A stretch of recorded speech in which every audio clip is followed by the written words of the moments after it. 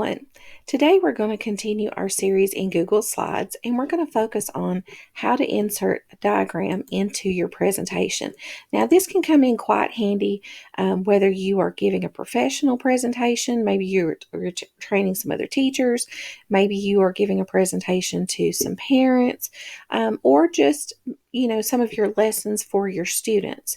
But also you want to be able to teach your older students how to do this and how to display their information in an eye-pleasing way, in an organized way.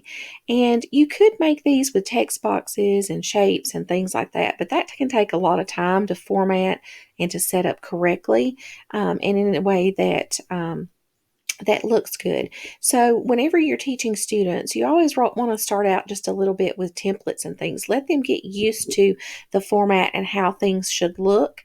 Then later, as they are learning more about the Google software and things like that, they can progress into making their own if they would like. And the same thing goes for you as an educator. But I would always start with the templates first, just to kind of get an idea of how things work and how they feel, and just kind of play around with them. And you can then see how versatile these templates can be and how you can edit and change them and make them your own. So I've started with a blank slide, and we're going to start by going up here to the word insert. Now, we're going to scroll down to diagram. Now, I want you to notice, though, that we've talked about charts and shapes and all those things before, and there was a little arrow here, and there was a pop-out menu. With diagram, that's not going to be there. Instead, when you click on it, it's going to open a box over here on the right, and you're going to see a variety of choices in here. You're going to see grid, hierarchy, timeline, process, relationship, and cycle. And if you look in the bottom right hand corner of each of those choices, you're going to see an arrow. So if you click on that, it's going to open up some other choices in that category. So in this case, there are 4 other choices you can choose from. It's also going to allow me to pick how many levels, from 3, 4, or 5. So if I click on 4, it's going to change the levels of all of these. And I can change the color. Now, this might come important if you are following a certain kind of theme in your presentation and you want your diagram to match that theme so it doesn't stand out and look kind of harsh compared to the other colors beside it. Just note that when you do that, if you change it here, it's going to change all of these right here to be the same color. Now, when you see one that you like, just click on it and it's going to insert it into the slide. And once you get in here, you're going to see there's already some writing and text in here. All you have to do is go in here and double click on it to open the text box. And then you can go in and edit just like you would any other text box. And then click off and it's set. So I want you to notice also that these are separate boxes, so you could stretch and manipulate these if you want to. You could always take the paint bucket and change certain ones if you would like. You can change the borders and all of those things just like you would any other text box or image box that you've had before. And there's different choices down here. Now I want to show you this one down here for just a second. Sometimes when they create these, they've connected a lot of boxes and things together. So when I click on this, you're going to see this is one separate box. I can manipulate this around, move this around just like I would an image if I wanted to. I want you to see the text though, so I'm going to really move this one out of the way. I want you to see that the text boxes I accidentally regrouped it, were linked together. So there's a top box and a bottom box, and that's to kind of keep the formatting, to have them all in the same box, but to keep the formatting so that whenever you're typing up here, it's not pushing down the text right here. And whenever you have those blank spaces, you can always ungroup those if you want by right-clicking and clicking ungroup, but it's there for you to kind of help with your formatting of your words and things like that. So anything that you don't want, so let's say maybe you don't want this percentage up here, you can go in and just delete that out and change and edit this however you like. So let's go back out to a different one. So we looked at grids. I want you to look at hierarchy. So there are different styles of hierarchy on here. So if you were wanting them to make a family tree, something like that, they can go in here and make one of these. And the same thing works here where they can edit. They can change the color. They can move things around. They could copy and paste boxes and make more. However you would like for them to do that. And then you also have on here timelines. Timelines are really important, especially if you are in a history class or something like that. And there's some nice timelines in here that students can use for their presentations. And you can just edit the text however you want in here. All of these little things, everything in here can be unlinked, ungrouped, moved over. You can, don't forget that you can link objects. So if you wanted to put a picture in here, you could put a link to it. It could take the students to an article about that event in that person's life. Different things. I saw a really good one on Dr. Martin Luther King one time where it had some of his major life events, and if you clicked on the words or the picture, it would take you to a more detailed presentation about that. And it's a fantastic way for them to just give a very general timeline, but open it up into a much bigger report that they share with their class or with you. So some of the other ones in here, of course, like I said, was process. There's relationship. There's cycles. So I teach elementary. I teach kindergarten. We talk about life cycles all the time. There's several different life cycles to go through on here. And I know before I really started learning about Google, I would try to make them myself with, just different little shapes and things like that. But there are cycles for you already in here. You can go in and adapt it up to 5 cycles. And that really can help your students see some things, because I know sometimes I'll see different life cycles and they don't quite say what I want them to say, or I will find a worksheet that I kind of like, but I don't like the way they had it labeled, or I don't like the way they had the questions. And so this way you can actually make your own. And just remember that we talked about before, if you have seen any previous presentations, and if not, you can go up to File and go down to Page Setup, and you can change this to a custom size of, I'm going to change it to 11 by 8.5, but you could do 8.5 by 11 to make it paper size. And when you do that, that makes it a printable size. So you can make these and put them into class books.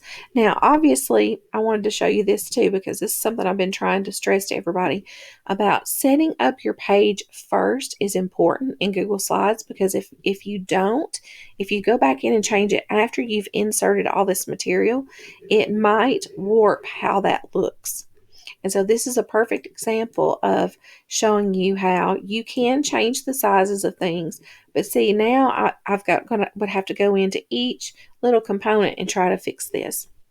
So make sure that before you start setting up these slides and these presentations, especially if it's something you're going to print, make sure you set up your file page setup first before you start putting these diagrams and different things in there, so that they don't get warped and have to be adjusted again whenever you get back to work on the presentation itself. So there's lots of choices in here. I hope you'll go in and kind of play around with these, see which ones you like, see what kinds of things can you make for your students for lessons to make it a little bit more interactive, especially if you are teaching virtually. Think about the things that you could link into these. So if you have a hierarchy right here, and you're talking about somebody's their children, and maybe some of the children are really famous or something like that, and they have a lot of information about them, you can always link this by highlighting the text and link it to another slide about that person, or link it to a video, or link it to a website, or another document in the drive. And so it can be very interactive for the students, even if you're teaching virtually. It doesn't have to be just a static, plain little slide that we only look and read. Think of things being multisensory. I'm really big on multisensory education, and that's what Google is so good at it, that you can incorporate so many different things into it that you can make these truly interactive with the students if you put in the effort to do that.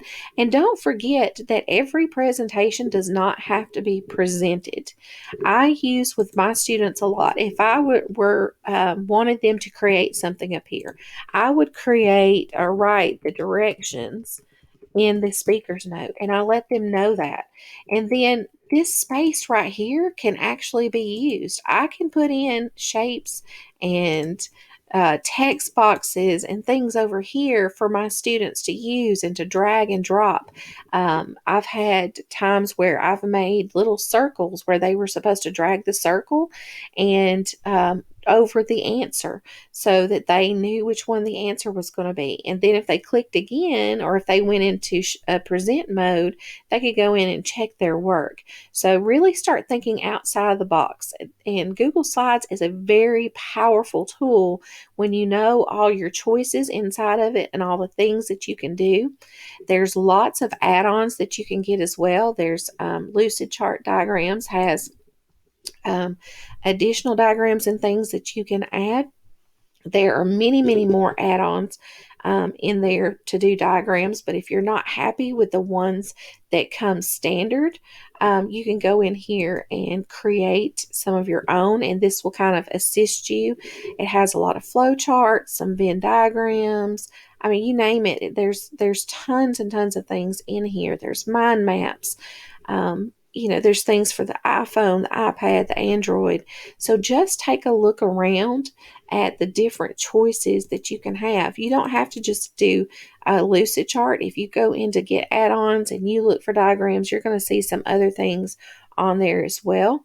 But allow the students to get in here and interact with the information and things that you're sharing with them. I think you will find that you really enjoy teaching this way because it keeps things you can keep things very organized and multisensory, and you're going to keep the kids more engaged. If you're just reading to them and just showing them a static diagram like this, it's not going to be as exciting as if you put some information in there. So for example, let's say I was wanted to write a paper on, let's say, George Washington. So I could go in here and then I could do a search over here with my Explore button, and I can look up George Washington, and then I can, oops, it opened up another box. So I can look up George Washington. I can look on the web, and let's say I could either link it to a picture, but let's say I want to link it to the web. I can go find an article in here and link that to the website if I wanted to. So I can go in here and find some great information, great pictures and things, and just expand their knowledge. So think about those students too that finish work early. So you can have a lot of enrichment activities that could be built into the sides of your presentations or into further sides. You can have an enrichment button down here where when they click on that enrichment button, it takes them to another slide with more diagrams and more information. So just make one for remediation for students that need an extra intervention. There's lots of things you can do to edit and expand and make this your own without putting as much initial work into the beginning diagram. I hope this has helped you kind of get an idea of this useful tool. It's one that a lot of people don't use in Google Slides a lot, or at least a lot of elementary teachers might not. But start thinking about ways that maybe you can use this in your classroom. And if you are middle school or high school, you definitely need to be teaching your students how to use this and how you can interact with them as well by using those comment boxes and things like that. So as they're building this, you can be communicating back and forth with them about your thoughts about how their work is going. So this is a very powerful tool. Between Google Classroom and Google Slides, you have a lot of tools and resources to really expand the knowledge of your students in a meaningful and an engaging way.